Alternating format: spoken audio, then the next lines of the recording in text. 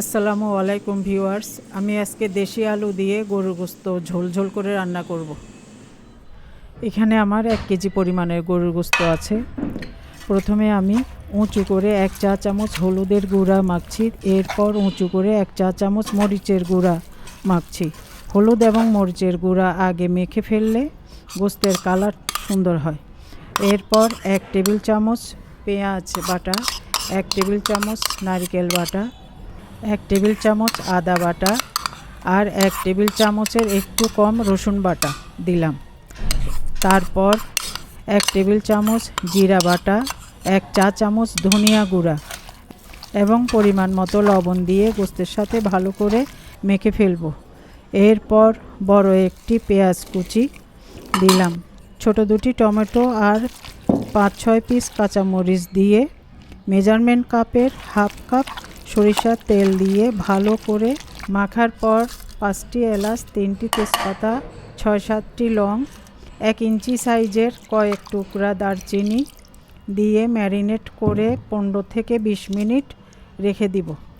আপনারা চাইলে 1 টেবিল চামচ টক দই, 1 টেবিল চামচ বাদাম বাটা দিতে পারেন, এতে করে গোশতের স্বাদ আরও বেড়ে যাবে। টক দই দিলে স্বাদের ব্যালেন্স আনার জন্য একটু চিনি দিতে হয়। 15 থেকে 20 মিনিট পর গোশত চুলায় দিয়ে মিডিয়াম জালে কিছুক্ষণ কষাবো। তারপর ভালো করে নেড়ে দিয়ে ঢাকনা দিয়ে অল্প আঁচে গোশত প্রায় 70% রান্না করে ফেলবো। অপরদিকে অন্য চুলায় একটি প্যানে অল্প তেলে 1 চিমটি হলুদ এবং লবণ মাখানো প্রায় 250 গ্রামের মতো ছোট আলু ভেজে নিব।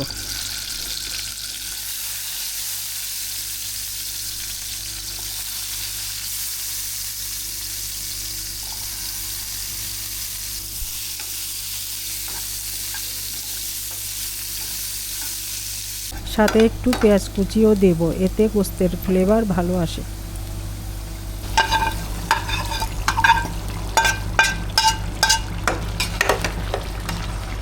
গোশতে আলু দেওয়ার পর আরও কিছুক্ষণ কষাবো যেন গোশতের মশলা আলুতে ঢুকে যায়।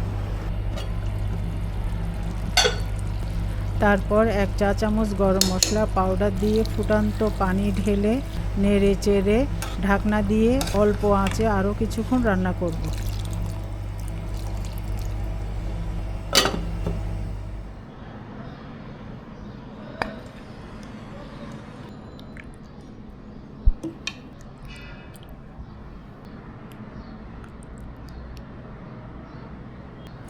গোশত রান্না হওয়ার পরে পছন্দ মতো ডিশে গোশত বেড়ে কাঁচামরিচ, পেঁয়াজ ও টমেটোর ফুল দিয়ে গার্নিশ করে দিলাম।